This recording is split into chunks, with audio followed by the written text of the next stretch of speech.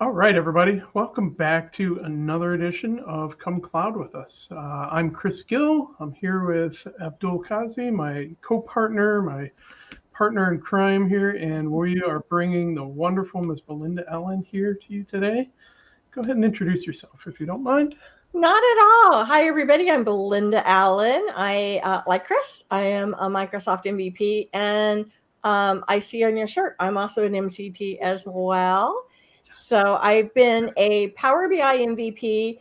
I'm starting my sixth year now, and before that, I was a Microsoft Dynamics GP MVP for 5 years. So been around the block for a while. I've been MCT for 12 years, and basically, I just can't get enough data. So I live in Charleston, South Carolina, but I lived the longest amount of time in my life in New York City, although I was born in the South. So I consider myself bilingual. I speak Yankee and Southern. So I've got things covered. And I always use that as a joke, but I have literally had to translate for my Southern husband when we lived in New York before. So I feel like it's pretty good. And I'm excited. There's some good conferences coming up in person for Power BI, the Data Summit, our Data Insight Summit, which is hosted in Chicago by the most wonderful Reza Rad and Layla Itai. Oh, I can never get her name right. The beautiful Layla, who knows all things machine learning. And so I'll be there and presenting at that one. I'm actually doing a workshop before that one, which is an exam cram for the PL 300. But so if you want to take the exam, it's a good exam cram. But if you're someone who's been learning Power BI on your own, it's a great fill in the gaps with things like that you need to learn more about, like query folding and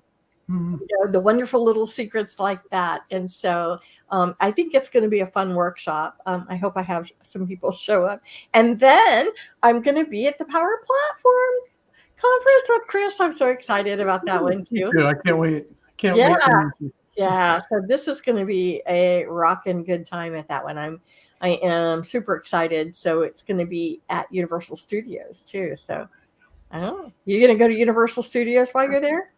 Yeah, so anybody who knows that I've got two kids in my house, and of course they're like, "Dad, are you going to another conference in Orlando, and you're not going to be able to take us? Are you going back to Harry Potter and the Wizarding World? Are you going to ride that one ride that, like, maybe? I don't know. Are you going to hurt me when I get home if I tell you I did? Maybe something came up I couldn't go. Wink, wink. It's funny because we're literally staying at Universal Right Studio. on. Yeah, yeah. Right. That was crazy to me when I saw that. I mean, Orlando is one thing. Abdul, why aren't you joining us?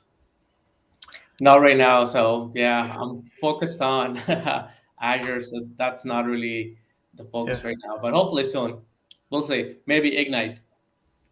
That's Ignite's okay. gonna We're going to feed them all the goodness remotely. and pass. We were considering trying to do a session from there, but we'll see. I don't know.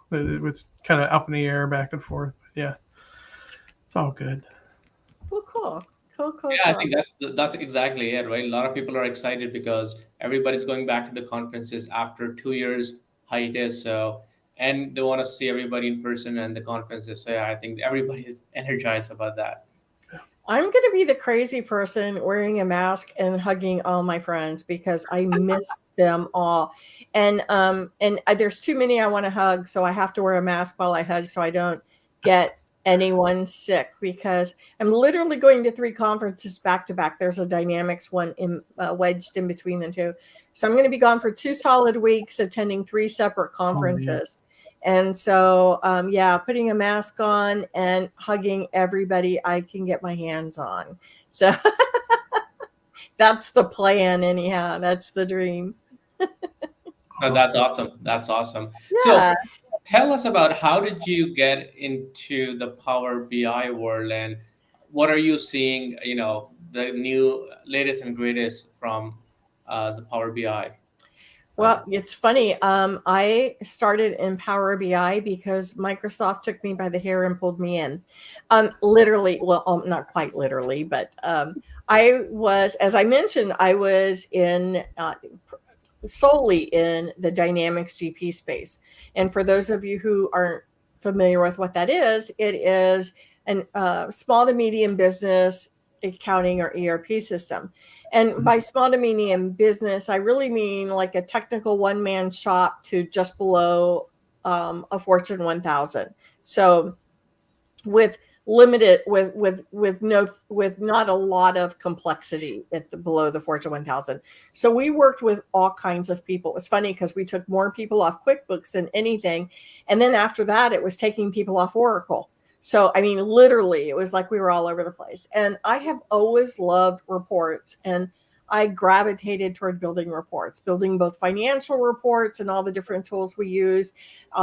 Crystal Reports, when it came out, I was on it, as we say here in South Carolina, like white on rice.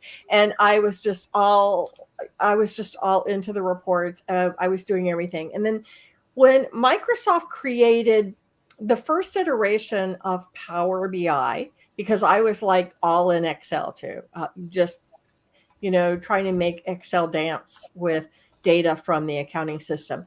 And their first iteration was actually a space in SharePoint Online. And so in it was where you took pieces, different elements, particularly from the Excel space, Power Maps, Power data, things created from Power Pivot, and then they had Power View, which essentially became a lot, that was kind of the idea of the early days of Power BI. So you would do things in those, and then you would publish them to the SharePoint space, and then you could do some extra stuff. And they had Q&A in there, if I remember correctly, but they called that Power BI. Well, I jumped on that like the second it came out, and I was presenting it at conferences. I did a lot of presenting at the Microsoft Convergence, which was for the Dynamics products. It was the biggest customer conference they had. There'd be like 12,000 people there. And I would present in the GP portion of that conference. And some of the Microsoft people saw it and they're like, hey, you should check this out. Be with us on our advisory. We have a group that we talk with and run and do questionnaires with. And so I'm like, okay, I'm in on that.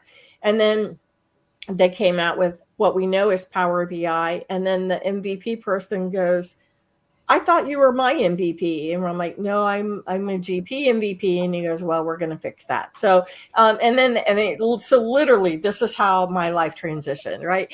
And so, and then of course, once you get into Power BI, then all of a sudden you can't help yourself. You've got to do some Power Apps and Power Automate as well. I haven't really found a space for my typical user for Power Virtual Agents. Several of my friends who are all into that are like, oh yeah, you could do this and this. And I'm like, I could do a Power BI report and get that same result better, faster, and just better. Yeah. It does cool things, and there's a big need for it, but it's not my group of peeps. My remarkably specific, to quote Seth Godin, the marketing guru, is Power Platform, primarily Power BI for the SMB, primarily Dynamics GP and Dynamics Business Central. So that's my remarkably specific. I do fall outside of that fairly frequently, but the bulk of my work is in that particular area. Yep. Nice. So that's the story of Belinda. And I'm passionate about data. I'm passionate about reports. And I am one of those weirdos that also loves accounting data. Oh, that's great. Yeah. Mm-hmm. So with that being said, we'll let you start the presentation and then, go from there. Other than if you have any questions or any input from your end. Okay. So I'm going to first share my screen. And then I'm going to show a little bit of slide deck. So I'll share the screen. Make sure I share the right one. You should see Power BI. Yes. And then there we go. Yep, I see it on the screen. And then now I'm going to come in and pull up. Sorry, I have a couple monitors here. Okay. So we're going to go through a couple slides here. I don't have a whole lot. So again, I've already introduced myself. This is me. I didn't mention though my hobbies. So I love hobbies. It's anything I could learn that's new. My husband laughs at me because I'm not a jealous person, except for the learning thing. If he gets to do something I don't do, then I am just eat up with jealousy. I forgot I've co-authored a couple books for on Dynamics GP and business intelligence. But what I want to talk about first, I want to share some notes and thoughts. And if you guys see any comments or questions, just interrupt me because this is casual. And I put down demos, but I think I'm going to demo because of time, because I would get excited and keep everybody here for a couple hours talking about things. I'm going to demo from a completed report. And then if you want to see me create a visual, then I have a blank report I could pull up and I can create that visual from scratch. So we can go through anything is in depth that anybody wants. I just won't keep you till midnight. And the first thing I want to talk about with cash is, and this is going to be, I mean, every company, there is someone in the company who wants to know how much cash we have in the bank every single day. There is at least one individual every day. And if there isn't someone like that, then chances are that business probably is not going to last very long. So we need to be prepared as dev people, data modelers, designers to be able to have reports that talk about and address cash. And so I'm going to go to Business 101 rule right here, that profitability does not equal cash, that they have nothing to do with each other. A very profitable company could have no cash flow at all, and a company that has a lot of cash flow could have no profitability. And the interesting thing about this is that a non-profitable company with cash flow can manage to stay in business for a while a highly profitable company with no cash flow cannot. You cannot live without cash. This is a quote people say a lot, that profits are an opinion, but cash is fact. And so it's all about the cash. Now, this is the guide of how a traditional cash flow statement is built. This was created long before that there was easy access to the detail of the data. So they took the beginning cash and they're like, okay, let's get the cash generated from operations and then add in what's flowing and dealing with investment and financial activities to figure out what our ending cash is. This is very, very muddy, and it's really kind of unnecessary for us now because we can get very granular while we're looking at the data, and this is something that we want to do. It's funny, all those years, I've been in technology, particularly this accounting space that I mentioned I was in for over 31 years. And so I'm getting close to 32 years in it. And over all that time, someone would say, I need a financial statement. This is a profit and loss. This is what I want it to look like. And I would say, oh, okay, great. Hey, have you thought about doing this and this? And I would throw out some ideas and they would go, oh, no. And we'd have fun and play. And then they'd say, I need a cash flow statement. I'm like, just tell me what you want. And because it was just an ugly statement. And I honestly found that pretty much only CPAs know how to read it. So I find it to be, you might have to have it for CPAs and financial institutions. I'm not saying to replace it altogether. But as far as everybody else goes, reviewing and analyzing the cash should be an entirely different experience from this traditional cash flow statement. But we do need to be able to do what the cash flow statement is meant to do. So let's talk about what it is.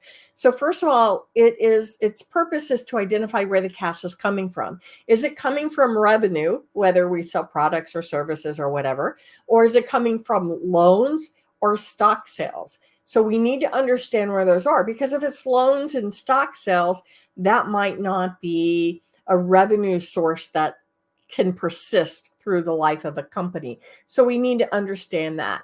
And then we also need to understand where the cash is spent. And we want to be able to analyze it over multiple years to try to figure out what's going on. So basically, we're trying to find out Is your business thriving or is it poor cash flow? Now, I'm aging myself here, but when I was in junior high, this Nike tennis shoe was the shoe to get. And if you would have asked me then, oh, do you think Nike's successful? I would say, oh, yeah, they have millions of dollars because everybody wears this shoe, right? And not too long ago, it was a couple of years ago, I read the book Shoe Dog, which is a great book. It's a business book that reads like fiction, and to me, it did at least. And it is the story of Nike's origin by its owner, Phil Knight. Great, great book.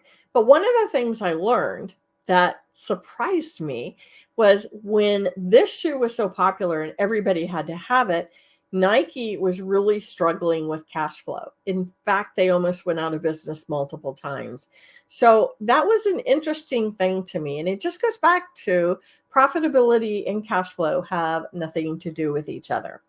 Now, I want to talk a little bit about things that we need to pay attention to when we are data modeling and you building visuals out using cash, because there are a little bit different rules to really get good at analyzing the cash. One of them is, which date do you use? So when it comes to financial numbers, there is I'm calling it a GL date for general ledger. It might be called the posting date. It might be called the reporting date. But there is a date for every transaction that indicates for which period that transaction belongs. And so the thing is, I could be sitting here on August 18th and enter in one of those for July 31st. Okay, so that posting date or GL date is July 31st, but today is actually, I'm entering it in on August 18th. Now, hopefully your systems also have the date it was entered, the actual date, the system date. So if I'm keying in something that's for July 31st, I have that with my transaction, but I also have August 18th down. And the reason why that's important is if you have someone analyzing cash on a regular basis, if you go back and you put something in for July 31st, then their beginning numbers are going to change. And hopefully they would catch that, but they might not ever catch it and might never realize that happened. So some of your reports you'll want to do by that reporting date or the GL date, and or visuals rather, not reports. And the other visuals you're going to want to utilize the date was actually entered in the system. And I'll show you an example of that momentarily. Then another thing, this is something if you ever do data modeling for financial or general ledger data that you should always be alert to, and this is beginning balances. And by beginning balances, I mean what happens to the numbers when the year is closed. So if you're on a calendar year, let's say, and the same is true for fiscal year, but I'm going to make it easier and just assume that your company is on a calendar year for their accounting system. When you close out the year 2021, for all of your profit and loss accounts, all of the balances go to retained earnings on the balance sheet. But for all the balance sheet accounts, those balances roll into the new year. So how are those beginning balances handled? Do you have to aggregate everything that happened before, or is there an entry made? And if there's an entry made, how is that entry identified and what date does it use? And so you really need to understand that. In the example I have here, although I do work with GP and BC predominantly for accounting, I do have this set up for GP. And I only did that because it's the GP database is on SQL, on-prem SQL, and it's just easier for me to manage and store the Power BI reports, and I don't have to worry about being connected to the internet when I'm playing with it.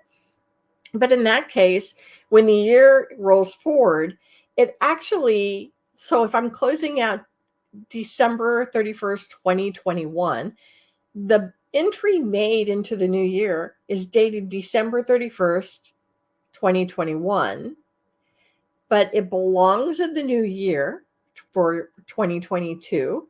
and it's put in period 0. So it does this weird thing. So part of my data modeling for that is if it's in period 0, I roll the date to the first date of the year, but I still use that 0 to identify this as beginning balances, because I may or may not want to include that in the number. If I'm just looking at the net change for each day, then I don't want to include beginning balance. If I am looking at what is the balance year to date or month to date, then of course I want to include the beginning balance with that.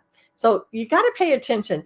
The point of the story is, ask the question, how do balances roll forward? How do I identify them? I identify them. How are they dated? And when do I include them? And when do I exclude them when I'm looking at different pieces of data?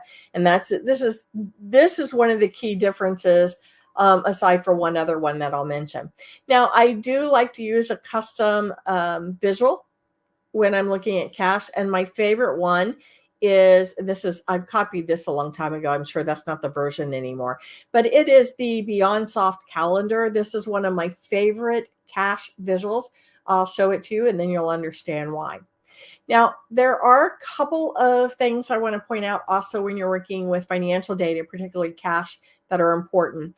The other primary difference to looking at general ledger data over other data besides the beginning balance is the fact that our numbers have two distinct pieces of information, or two number fields usually. Sometimes it's just one, but you'll have a debit amount and a credit amount.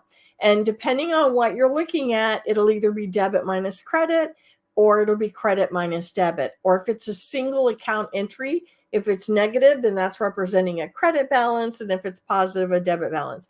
So one of the things I like to do is I like to have, and I've created this, I should have put the little colon so you'd know it was a measure, but well, I guess you can tell by the sum X. I like to have both. I call it net debit and net credit. And the net debit is my debit minus my credit. And the net credit is credit minus debit. And that way I can look at anything that I want to look at, and the numbers will appear positive. For example, sales will have a credit balance. But if you use just debits minus credits, or that single number, that means your sales would show up looking like a negative number, and that's going to confuse a lot of people. And then having a DAX, or it doesn't have to be DAX, but having a day table is a big deal. I'm starting to think more and more that I want to have the date done in Query Editor, because then the VertiPack engine will compress it. So, but wherever you put it, it doesn't really matter. This is just a sample of something. So let's get our hands dirty. Because the only other slide I have after this is my Q&A. So let's go ahead and end the slideshow for right now, and let's look at reports. So if you have any questions or comments, please put them in the chat, and Chris and Abdul will stop me and we'll talk about it. And I have, you could see, I'm going to pull it up. I have this exact same report here where every one of my pages is blank. So we could rebuild any page that we want to build. So keep that in mind. All right. So a couple of things that you're going to need to have. This is something that, as I mentioned, there's always one person in the company that always wants to know how much cash they have. So I have a card visual that shows the cash for all of my bank accounts. This is a good thing to have. You might also want to have this for individual ones, because one of the big benefits to using the card is you could create a dashboard with the card, even if people aren't using the dashboard, or you hide it in a Power BI app. But the ability to create alerts on it is quite the big deal. And if I say anything that you don't quite understand, or you want to see a demo of, for sure, holler out. I'm not going to get into alerts. I'm assuming most of you understand what alerts do, but this could be highly beneficial for someone who is very sensitive to their cash flow. So that's something that you may want to do. You'll also notice, just by the way, I do utilize the smart narratives in my titles, so that it could always, like, here's the last refresh date, which is just a field that I've created out there. So I could see put in information or smart narratives in my title so that they'll be a little more dynamic. I haven't refreshed this in a while. If I did, I mean, I could in a few moments, you'd see the date change, but this is how this one will work. So here I just have all my checkbooks listed. Couple things that are kind of cool to do. You'll have your current balance.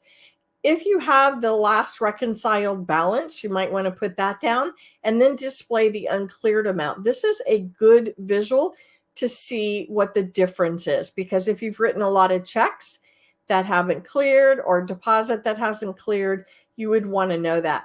I also like to put the day it's reconciled through, but not that one. You could leave the day off and maybe just put the days unreconciled. And when you put the days unreconciled, this is going to help us determine what confidence level we have in the bank balance number. So this one in particular was reconciled 23 days ago.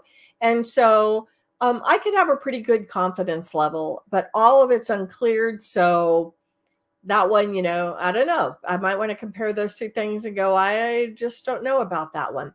And on these days, I also added a flag. Here's one that's dated out in the future. This is sample data and it's a bit crazy, but I have these flags that I put out, and on the flags, if I select this visual, and this is a good use, at least my thought is, of conditional statements using icons. And so one of the things I've done is I've put in if the value is greater than 30, meaning it was reconciled 30 or more days ago, show the red flag. If it was greater than 14, which would mean that it would be 15 to 30, then give me a yellow flag. And if it is less than 15, then give me the green flag. But this is a way I could just simply look at the flags and tell, oh, confidence level green. You could use thumbs up or whatever you want to put, but this is a valuable thing. Now, another thing that I like to look at when we're looking at cash is how our cash is moving. And you could do a lot of things here. So here I've narrowed down. I have all of my chart of accounts in here, but I'm just looking at cash right now. And I could even get granular with just one account, but I put in a legend. And let's see, I've just got by day and for one particular month here. Let me open this up and add in a couple months here so that you could get a feel for it. Let me go into May. Okay. And then I've got my year selected. Now, what I've done here is not enough people in my mind use the scatter chart, because in the scatter chart, if you put the date in, you could put a play axis on it. And there's a lot of power in this. So I'm going to pause it I'm going to turn it back on. I'm going to grab this one and select it. This one is my operating statement. And now, while my play button is going and I'm going through the dates, and you could do this on a scatter chart for anything, as my volume or my balance moves, so I'm looking at my net change, and I've got a year-to-date actual across the bottom, and I've got the month-over-month change across the top, and the size of it is the net for that day. And I could literally now, by just clicking on it, track the lines and see what it's doing as I go through. And so this is a pretty cool feature. If I don't want to see it, I can unselect it, and then now just the bubble will pop up and calculate accordingly. And so I don't find that to be quite as valuable. I like to go ahead and you can see it changing and look at the lines. I think that provides some interesting analysis. Now, this is junky data, very, very junky data. So this lesson data, it's not very good, not very big. I need to do this with a bit of a bigger one. But this is really very powerful to see what your data is doing. This is an out-of-the-box scatter chart. Again, I populated the x-axis, the y-axis. I put the different accounts in the legend. I put the net change for each day with the size, so it would grow and big. And I put the date in the play axis. So you could do this with anything. This is super duper powerful. Sorry, my nightly alarm is going off. Okay. cash analysis. I'm going to skip that one for a second. So let's come into changes in cash, and I'm going to drag that one up and do look at that next. Here is that custom visual that I talked about. So this is a calendar, and I have the net change listed each time.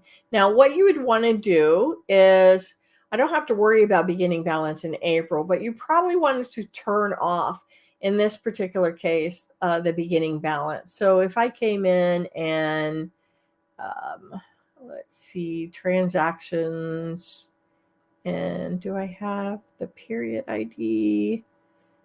No, I do not. This data set is slightly, it's kind of old. I modeled it a long time ago. I don't see what I'm looking for, but you want to make sure you exclude beginning balances because you just want the net change.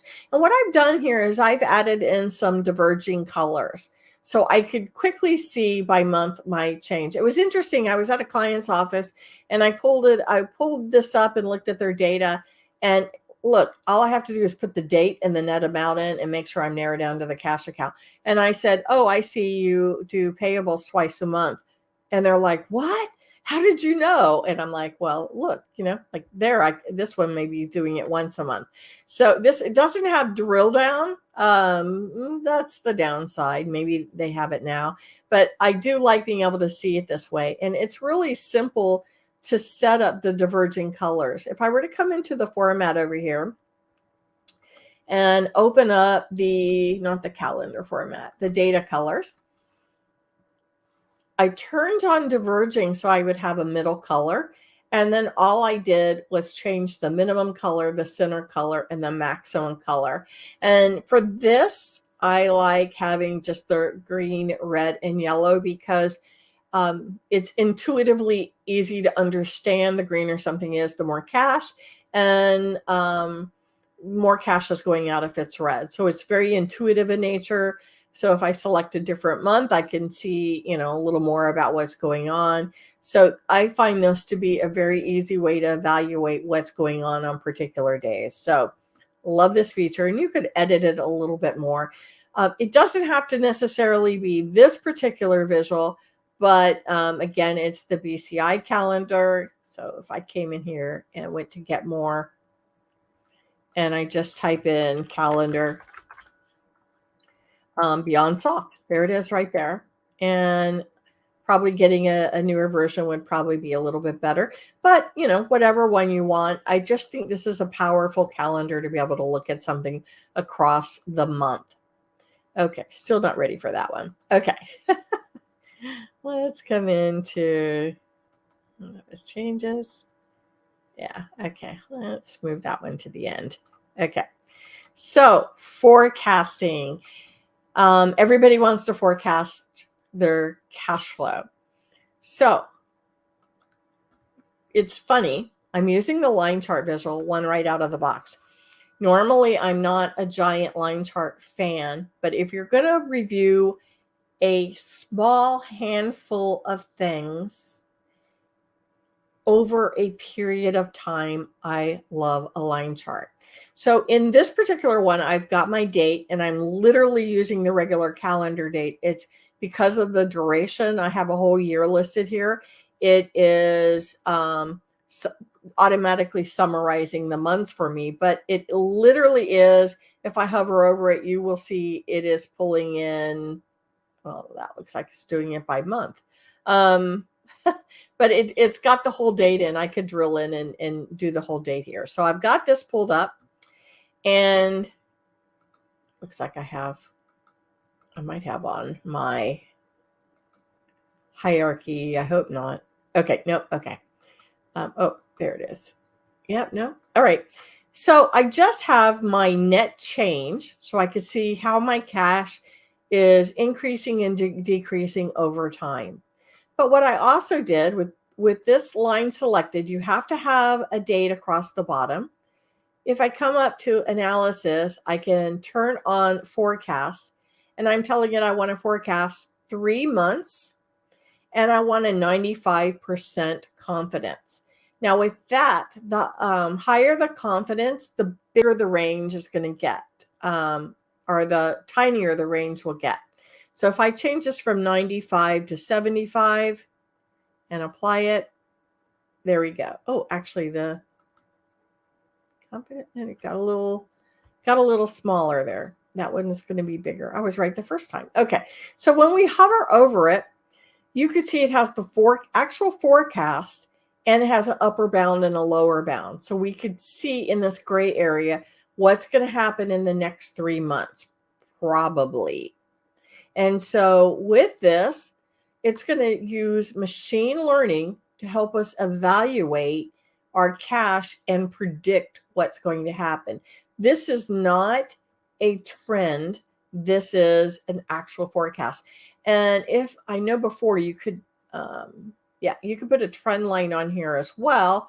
And I could see the trend. And a trend line is a good thing to put on, because sometimes your line for cash may go so much like this that you're like, oh, it looks like it's pretty static. But if you look at a particular month by bringing into a smaller time period, you might find a slight increase or a slight decrease that was too hard to perceive over a longer period of time.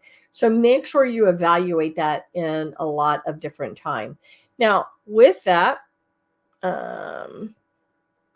let's move into something I'm calling weirdness. But along the same line is anomalies. And anomalies works the same way. I've got my line chart and I have my periods over the length of time. So I just have date on the x-axis and the net change for my cash account on the y-axis. I went to analysis and I turned on anomalies. Now with this one, you cannot, oh, you can now. All right. At first you couldn't have the trend line on with the anomalies, but cool beans. We could do that now. So you would just turn on anomalies and you set the sensitivity level. Now I set this so I could see it better, but if I came back in and changed this to like a 95% confidence level, then my estimation is almost right in check with what I see. So I wanted you to be able to see the little line behind it. So now I have this gray line similar to that forecast. And based off of my cash change, it's like, okay, let me zoom in here.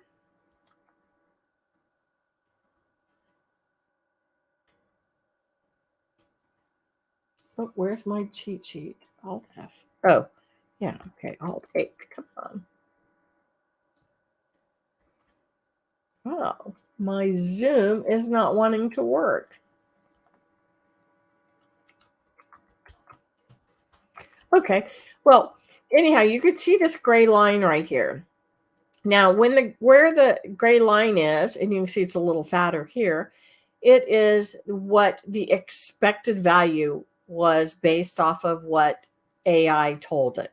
So I have my actual net, my expected value, and then I have the minimum and maximum range. And if it falls beyond that, in this case, I can alter what it looks like, but I have this little teardrop. And if I click on this, it gives the user some potential explanations as to what caused it. So here on this one, it's saying, okay, day one was unusually high. It may have been lifted, which may have lifted the net total. So maybe, I don't know, day one. And then it gives me some other potential ones as well. Looks like February, there was something. They're all basically the same explanations, it looks like. But this is, and here it's telling me most of it came from the financial series. So what this is telling me is, for sure, is this lifting cash did not come from my sales. If it came from financial series, I could tell right away that did not come from my sales. But this is a really powerful tool, being able to analyze and look at anomalies. Now, likewise, I did something very similar here. This is actually a line and clustered column chart where in the axis I put in the date. So these are individual dates that are listed here. And then I have my actual year to date in the y-axis, so coming up here. And then in the line axis, I put my net sales by date.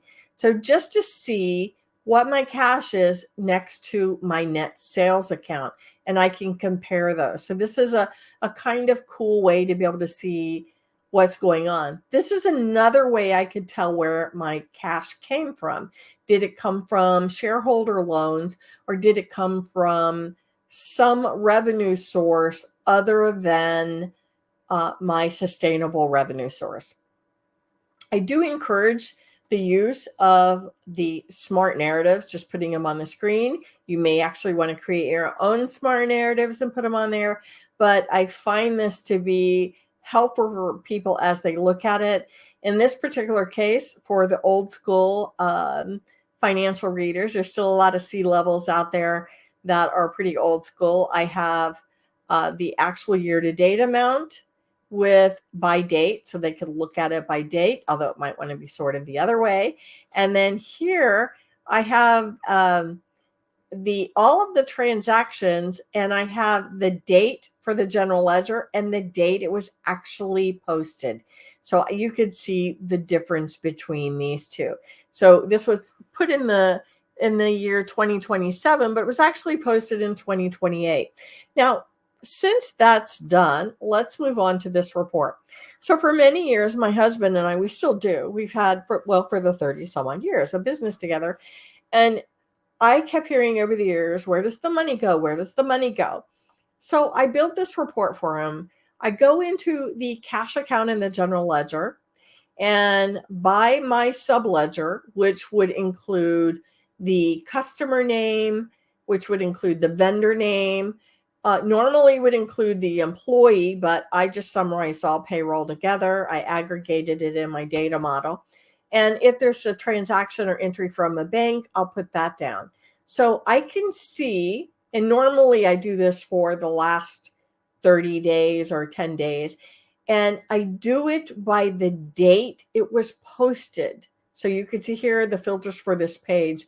Normally I would come in and do a relative date by the day it was posted, not the date it's in the general ledger. When I'm evaluating cash, I don't care what month financial statement it's going to go on.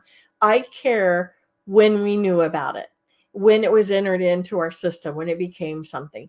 That's what I want to know. So this one is actually using that date. I am not getting the date from my calendar or date table. I am literally getting it from the transaction table. And so I just put in a relative date. So for the debits, everything that increases my cash, this is the debit amount by itself. Notice how I just have debits here and nothing else. For the outflows, I do credits. Now that might mean occasionally you end up with a blank transaction here with no subledger. That might be something where a general ledger entry was created. But in any event, you can create some detail. I don't have any detail reports, but you can put some detail in here, and or a drill through page. But for whatever time period I'm looking at, whether it's each week or whatever, regardless of what day the financial statement's going to go on, I could see everything that came in and I could see everything that went out. And even if I'm making a journal entry to correct something, I'll see it listed on here. And that's okay, because my purpose in looking at this is I want to know everything that went in and out to make my account or my cash account number go up and down in my accounting system. And I want to make sure I don't miss days. And so that's what this one is. This is, in my opinion, I think this is the best cash flow statement, so much better than the other cash flow statement, because if I wanted to, I could come in and say, okay, you know what? I don't want the first bank or the payroll bank to show up here. So I could come in and say, all right, select all, but nothing with bank. So actually, probably would be easier if I came in and did an advanced and said, does not contain bank. So this is something that I can do. And when I apply that, I should does not contain bank. Oh, let me try bank.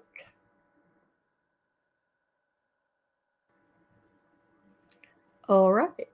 This, not sure why that's not working. let's do this. Does not start with first. Oh, maybe, I don't know. Maybe I'm not connected and it can't pick it up. So I'm going to pretend because I haven't done this one in a bit. And I got 2 more pages. So let me get through them, Chris. Let's see. No worries. The demo gods have been with you so far. So, Okay, we've been in good graces. Okay. We're goddesses, Okay. I told you, like, you don't have to get the little cane out for me yet. I know. Now, this one is really interesting because I showed this before, and unfortunately, I don't have my months in order, and I really should. So I really should sort this by month. So I'm going to do that really fast. So by period. Okay. This is my idea of how you could evaluate what you need to focus on when you're looking at cash.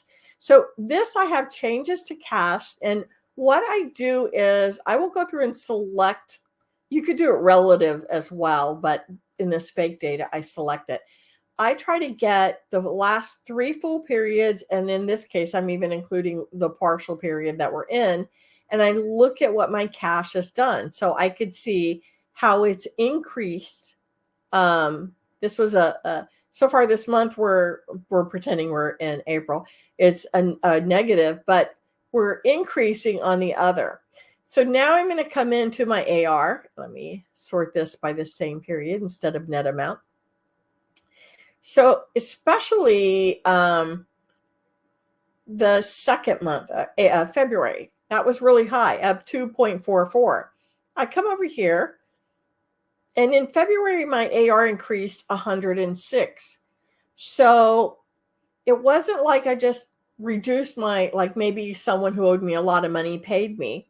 So this increased 106,000. And if I come over here, my sales increased 152,000. So that means my AR went down roughly 40 some odd thousand. Let's just say 40, because I'm not going to round in my head. So now I might want to come in and look at my AP. And when I'm looking at my AP in February, my AP increased about 108,000.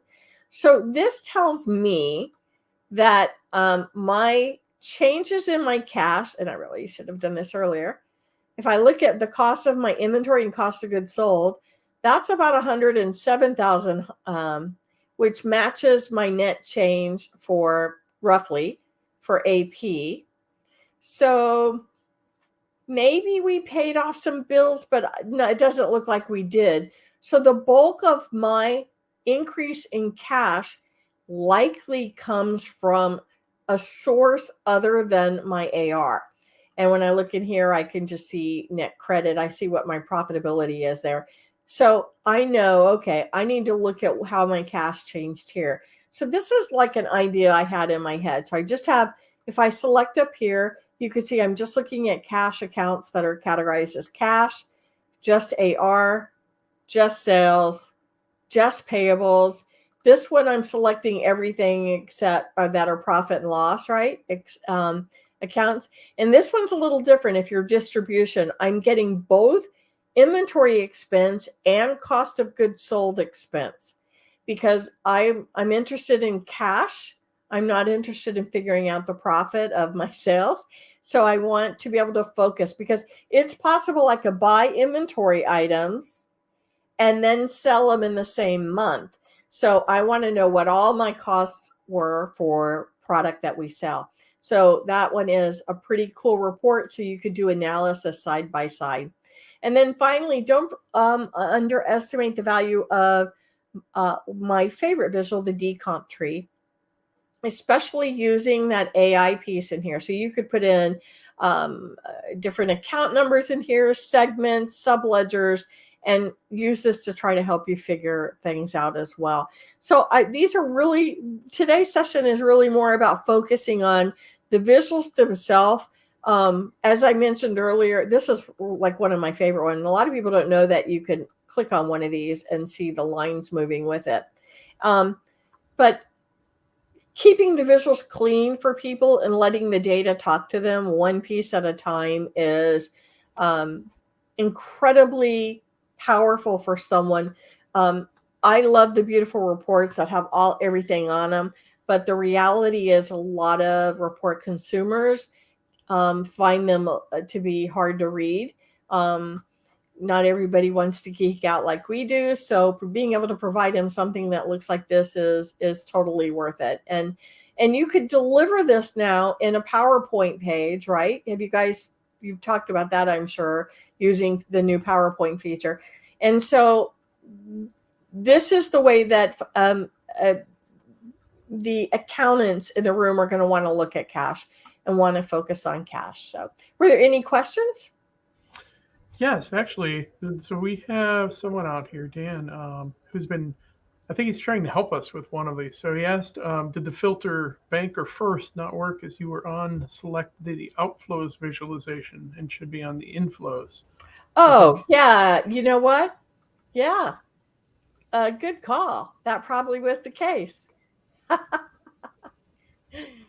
Yeah. It's like bonus points to Dan. We appreciate that. Right? Okay. Oh, we want does not contain. Yeah. You get points for paying attention. Bravo. Look at that. Woo! Yeah, you should know. I thought. Thank you. I used to use the regular date, like the transaction date, and then I realized, ooh, wait a minute. I only want to do this if I want to slip things by my husband. So if I want him to be able to analyze the cash appropriately, then I'm going to need to use the date that it changed in my system and not the date it's going to appear on the report. Yeah. Right. Awesome. So that was the first one. The second one, and I know I have a link for the second conference, but someone asked, at the beginning we were talking about upcoming conferences. Could we just quickly touch base on both of those again? And I can throw the URLs out in the chat. Absolutely. So let me first find Data Insights Summit. This is here we go. This one. And I will, I'm not on the main call, so I'm going to put it in the chat for you, Chris, to share. And then you have the other one. This is the one by Reza Rad, by Radicad. And he has some really great speakers and some really great conferences. Amanda Rivera from Microsoft is going to be there speaking. Alex Dubler, Jen's Vanguard. Oh, he is doing... there's a couple workshops I want. Of course, the wonderful Reza Rad, Armando. I love Armando. Gaston Cruz, Paul Turley. Woo! My good friend Paul Turley, Jonathan Stewart. He is always awesome. I have not met Augustine or John. Stephanie Bruno's fantastic. Shannon Lindsay. She is another MVP that Microsoft stole. The wonderful Chris Wagner, my dear friend. Mike Carlo, my dear friend. Love them both. Alex Powers from Microsoft. Vivek Patel. Oh, he cracked me up one time. Is he in this group? From your user group? He's from Canada up there somewhere. Good question. We can check. Yeah. He should be if he isn't. So I will not. We'll probably invite him next time around. So yeah. Right. Yeah. I can hunt him down. I can go up there because I'm in Toronto, right? So. Oh, he's wonderful. He and I did a session at an event along with a couple other people, and it was like bad visuals, right? With bad visuals, and he shared his first dashboard he ever created. He gave his boss everything he wanted in a dashboard, and when I showed it on a screen, it looked just like a little line. It was so long, and it made me laugh so hard. I absolutely loved it. Layla is phenomenal, and Tommy Puya, also a very dear friend of mine. Kevin Arnold, one of my Saturday morning buddies, along with Chris. Seth Bauer, Scott Sewell, he is like Mr. Dataverse, super awesome. Jaron, he is amazing too. Every one of these people are absolutely amazing. Parchana is awesome. All of these people are absolutely awesome. But there are the workshops, the pre-day stuff. Jen's is doing an Azure Data Integration Bootcamp, but wait, it gets better. Reza is doing DAX and calculations. I told you about my exam cram. Power BI for Enterprise workshop by Paul Turley. And then Mike Carlo, this is a class I'm dying to go to. A learning Charticulator and Deneb. Oh, that one sounds quite amazing. So this one is 2 days of conference in Chicago. Should be a really great conference. So should the Power Platform Summit, which Power Platform Summit. Not summit, not Power conference. Yeah, conference. And then you already have the link for that one. But this one also, the number of, or the volume of people who are set to present at this one is quite astounding. So look, 109, 11, 10 speakers or more. Charles Lamana. Like pre-conference sessions. Yeah. Oh, yeah. Yeah. And there were 3 days too, because I think there were 2 days before and 2 days before, one day after. Yep. Charles Lamana, our fearless leader. Scott Hanselman, which he is awesome. The beautiful, wonderful Heather Newman. Donna Sakar is going to be there.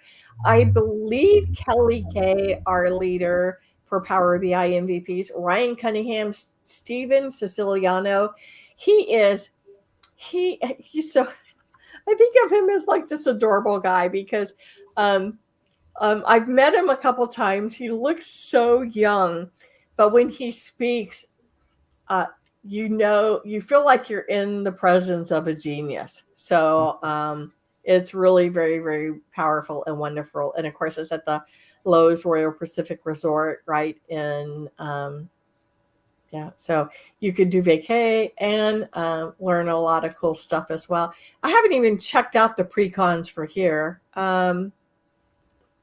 But there's a lot of cool stuff. The one that caught my attention too, I think it's Monday. It's a Better Together session. So one of the things that, I think earlier in the year, Build had done a Better Together where they talked about like teams, Power Platform, and how all this stuff ties together.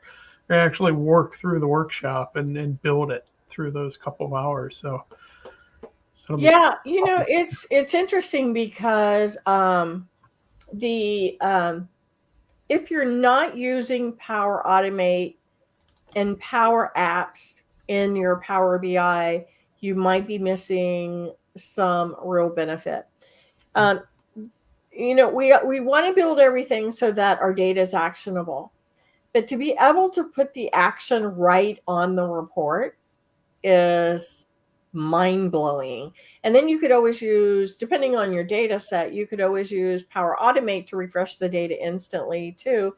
But I have done some things with accounting systems around like sales. And if you're looking at sales information and you're like, okay, you're the salesperson and you've got a potential quote out there or an order somebody wants to place, and you're trying to decide if they have the credit, and to be able to look at the credit and look at how they've been paying, and then from within Power BI, be able to raise the credit limit if you give that option to someone right from the report, so that the next time the data refreshes, the report will be updated. That is invaluable to being able to do certain things like that. I have built in the land of GP, I built something where people could approve batches because it was so much easier to review the data inside of Power BI. And then you have an app that actually approves the batch right on the spot without having to switch and move around to another system. And using Power BI inside of Teams and using it in if you may even download the mobile app from the Power BI store for a desktop, that eliminates some of that noise as well. But using that or your iPad or even a PowerPoint, wherever you work, being able to do it and take action on your data right from the start. One of my notes, I have a few notes everywhere. One of my notes is turn data into action. So that's one. And some of my newer phrases that I like. Cognitive friction. That's when you have too much around there, your mind can't absorb it. And chart junk. I love that one too. Ooh, so that's a good one. Good one, huh? That's a good one. All right, so I do have a couple questions for you. I've been dying. So, and maybe it's somewhat related, but you caught my attention with like I've been reading a lot of books on AI. I've been kind of trying to ramp up on machine learning, and I know you mentioned that, but talk to us a little bit, if you don't mind, about we talked about AI and the reports itself. Do I have to be like an expert and go out and Yeah. build the model? Does it just happen automatically? Do I Okay. have any like training opportunity for? Good question. When it comes to AI, there are a couple ways around AI. One of the AI pieces would be using machine learning from Azure, the Azure space. And that is a little more complex. If you are not closer aligned as a mathematician, I would tend to steer away from that, at least from the start. And Layla, who I mentioned from Radicad, she's awesome at that. So, I mean, I would check that out. But mostly what I'm talking about is the ability to do some AI pieces right from here. So one of the things that I mentioned was the decomp tree. And I'm going to just put this one in and show this to you for a moment. So I'm going to come in and just enter the decomp tree visual.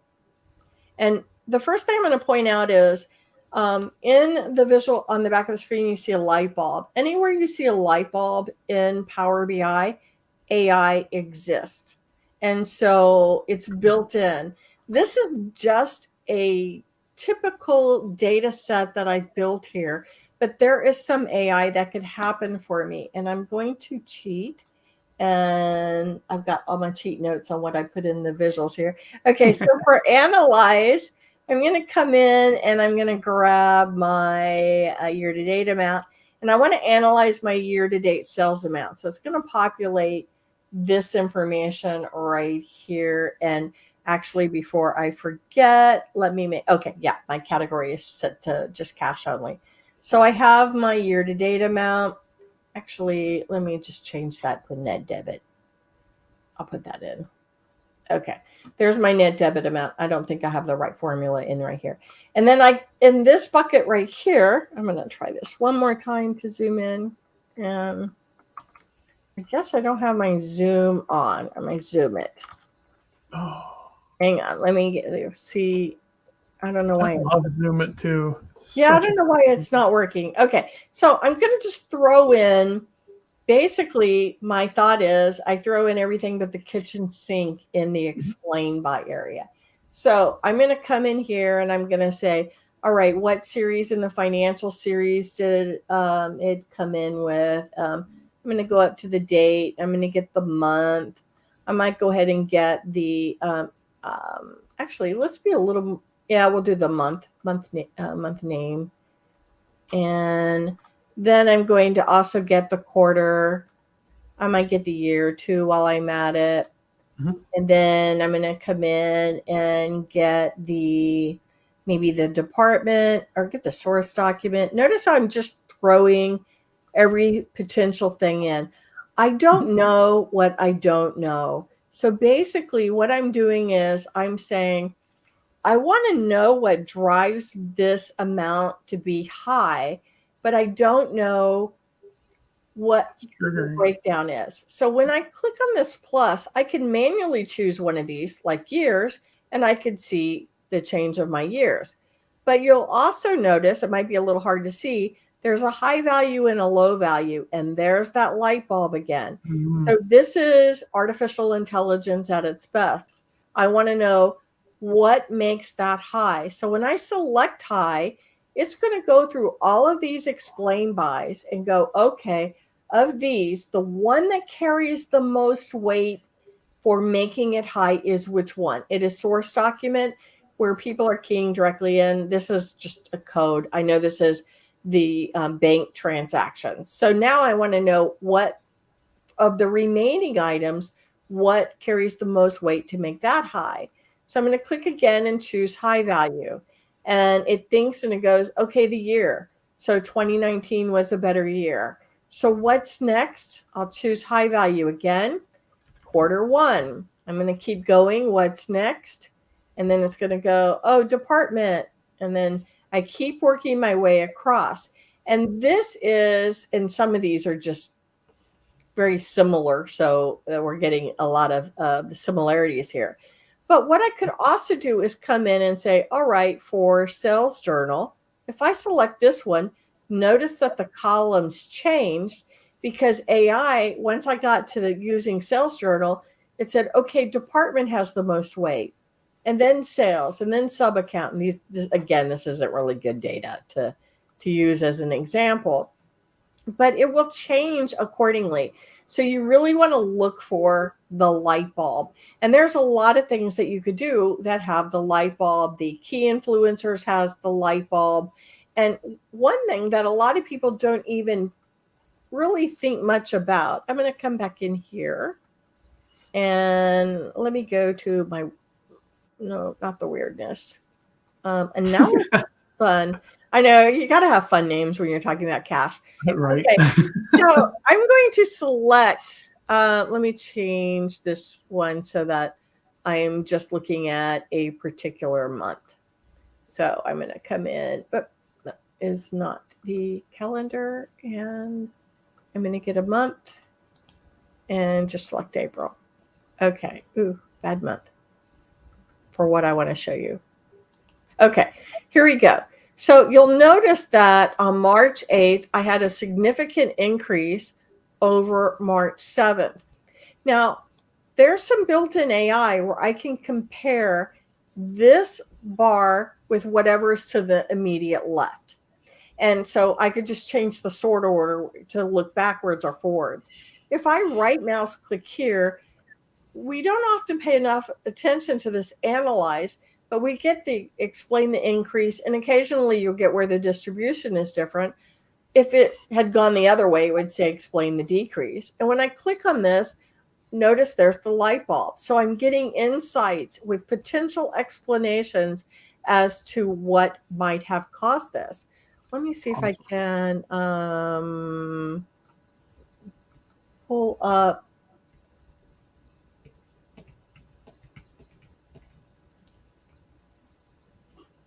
I was looking for I have some boutique data that, and I don't see it easily. So I might have to,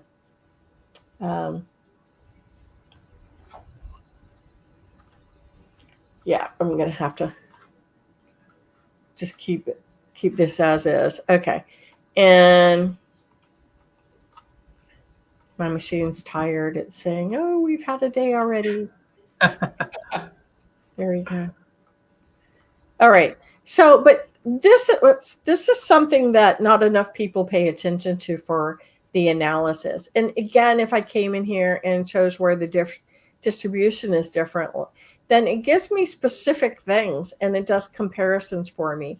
So if I check like cash receivables, here I can see the actual cash or the, this is actual year to date, this gray line, and it matches what we saw up there. And then this line down here is my receivables for cash receipts. Checks is a little bit different. Computer checks, those aren't very good examples. Maybe I want to scroll down and find here. This one's a little easier to read. Looking at it by date or by account number, I could see, all right, this one is matching up to be exactly the same. So this is probably 50% of the records and they're split between these two accounts. That's the distribution. So there are all kinds of tools that are here. And then we should not forget one of the interesting AIs is I'm a big fan of Q&A. And so I love the Q&A visual. And one of the things I do, it's a great way to give people their own reports. But with the questions that come right out of the box, one of the things I typically do when I'm build a report for someone pretty much always is I will create a page with 4 Q&A visuals. And then when I publish this, I'm not going to worry about lining it up. Basically, these kind of Q&A or AI that's here, I mean, it's kind of using a little bit of AI to come up with the questions, but people could have, that's a bad example, but people could have their own interactive report that is unique to them. And so don't forget using some of the things like that. But there's a lot of built-in AI that comes with some of these tools. Changes to cash forecast. A forecast with trends. This is a really big one. Being able to use, even putting an average line on there sometimes can help evaluate more, but definitely some of these tools. The AI is just right out of the box. By all means, play with it. Use the smart narratives. This is a really powerful AI tool. Again, I mentioned I use it a lot in my titles. It's really very simple to do in your titles. And I mean, one of the things I do a lot is I will put in a visual for a date range, a measure for a date range, and then call the measure. And so that one is pretty simple. If I go to calendar and just create a new measure, and I'm going to call it date range. And because I'm going to use dates and I'm going to make them act like strings, I'll start by putting in just a string with nothing in it, and then concatenate, and then do first, or actually I could do min date, min, and then I'm going to get the date from the calendar. I've gotten to where I've started using then space dash space. I started using calendar as the name instead of date. I think it's a little less confusing for users.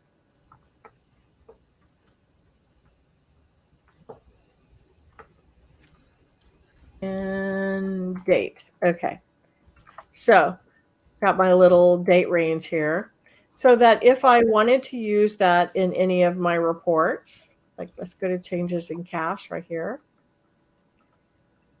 I'm going to just click in here, and you notice when you have just a text field, you might be first thinking, oh, this is annoying.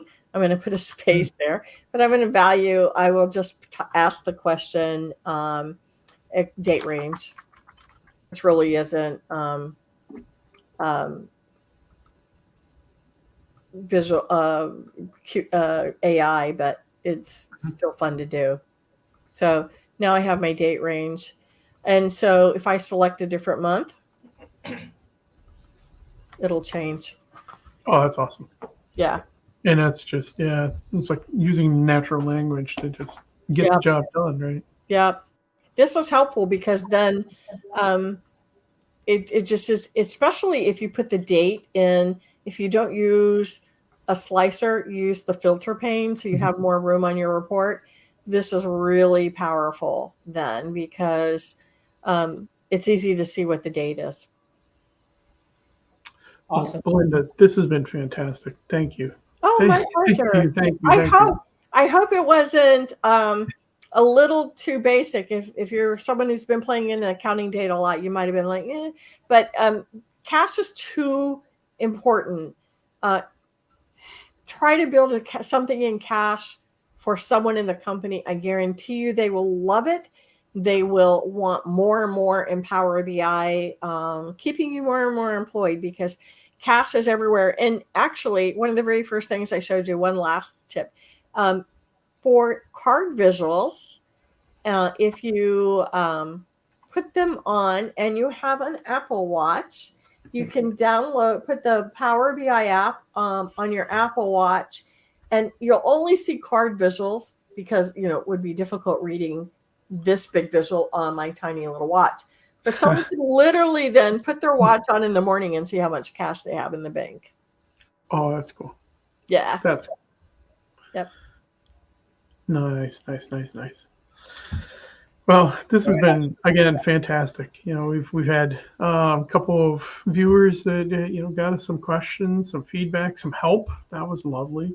I don't know the last time I've ever seen a demo where someone's helped. So thank you very much. Yeah, thank you. I wasn't worried. I knew I was doing something wrong. Right.